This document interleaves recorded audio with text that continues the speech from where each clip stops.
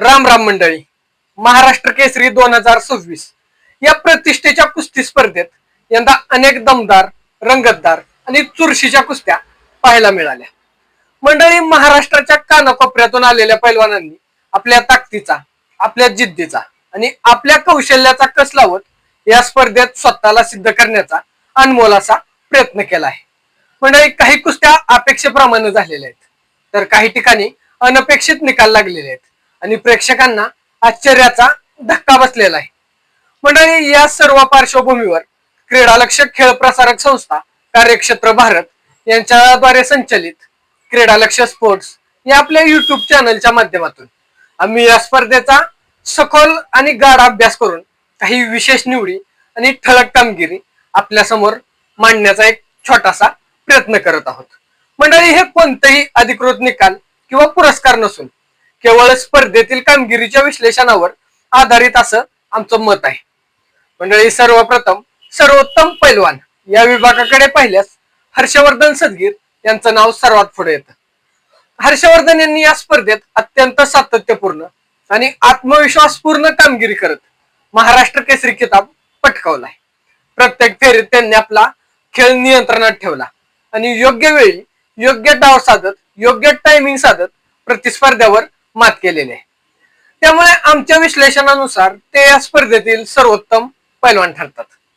मंडळी, सर्वात आक्रमक पैलवान या विभागात महाराष्ट्र केसरी पृथ्वीराज पाटील यांचा उल्लेख करावा लागेल.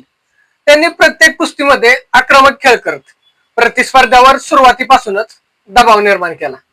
विशेष म्हणजे डबल महाराष्ट्र केसरी शिवराज राक्षे याच्या विरोधात त्याने दाखवलेली आक्रमकता आणि आत्मविश्वास हा प्रेक्षकांसाठी विशेष असं आकर्षण ठरलेलं आहे.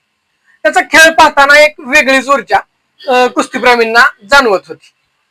मंडळी, सर्वोत्तम तांत्रिक खेळाडू या विभागात पुन्हा एकदा हर्षवर्धन सदगीर यांचंच नाव पुढे येतं. त्यांनी केवळ ताकदीवर नाही तर अचूक तंत्र आणि शांत डोक्याने खेळ करत प्रत्येक कुस्ती जिंकली. त्यांचा प्रत्येक डाव हा विचारपूर्वक आणि योग्य टायमिंग साधून खेळलेला दिसलाय. त्यामुळे त्यांच्या खेळात एक वेगळी परिपक्वता दिसून आलेली आहे. तिसरा विभाग म्हणजे शानदार पुनरागमन. या विभागातही हर्षवर्धन सदगीर यांचंच नाव घ्यावं लागेल, कारण त्यांनी तब्बल 6 वर्षाच्या अंतरानंतर पुन्हा एकदा महाराष्ट्र केसरी किताब जिंकत जोरदार पुनरागमन केले. ही केवळ एक विजय कथा नसून त्यांच्या मेहनतीची, त्यांच्या चिकाटीची आणि त्यांच्या हार न मानणाऱ्या वृत्तीची जिवंत उदाहरण आहे. आश्चर्यचकित करणारा पैलवान या विभागात जयदीप पाटील यांचं नाव घ्यावं लागेल. त्यांनी गेल्या वर्षीचे महाराष्ट्र केसरी पृथ्वीराज मोहोळ याला काही सेकंदातच आसमान दाखवत सर्वांना मोठा धक्का दिला. त्याच्या या खेळामुळे अचानक तो चर्चेत आला आणि त्यानं स्वतःची एक वेगळी ओळख निर्माण केली. मंडळी, पुढचा विभाग म्हणजे सर्वात तगडी कुस्ती. या विभागात 2 कुस्त्यांचा विशेष उल्लेख करावा लागेल. माती विभागातील सिकंदर शेख विरुद्ध सुदर्शन कोतकर ही कुस्ती अतिशय चुरशीची आणि शेवटपर्यंत तणावपूर्ण अशीच झालेली आहे. दोन्ही पैलवानांनी एकमेकांना जोरदार टक्कर देत प्रेक्षकांना खिळवून ठेवलं.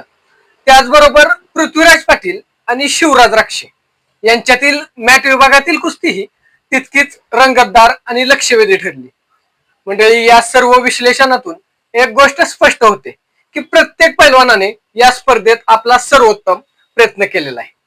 हार जीत हा खेळाचा एक भाग आहे, पण मैदानावर दाखवलेली मेहनत, जिद्द आणि खेळाडू वृत्ती हीच खरी ओळख ठरते. प्रत्येक लढती मागे अनेक वर्षांची मेहनत, अनेक वर्षाचा संघर्ष लपलेला असतो.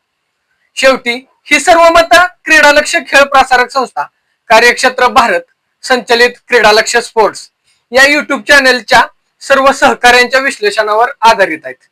हा कोणताही अधिकृत निकाल नाही. तुमच्या मते कोणता पैलवान सर्वात प्रभावी ठरला हे आम्हाला कमेंट मध्ये नक्की सांगा. त्याचबरोबर शेवटी आपल्या सर्वांना एक विनंती की आपण क्रीडालक्ष स्पोर्ट्स सोबत राहा, कारण या ठिकाणी आपल्याला खेळाचा सखोल, प्रामाणिक आणि निष्पक्ष आढावा आपल्याला क्रीडालक्ष स्पोर्ट्स या युट्यूब चॅनलवर बघायला मिळणार आहे. धन्यवाद.